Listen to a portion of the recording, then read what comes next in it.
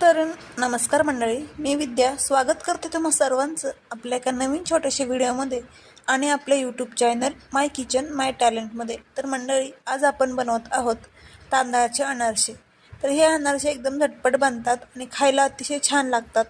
हे अनारसेचं पीठ तुम्ही बनवून ठेवल्यानंतर फ्रीजमध्ये ते कमीत कमी 6 महिने राहू शकतं.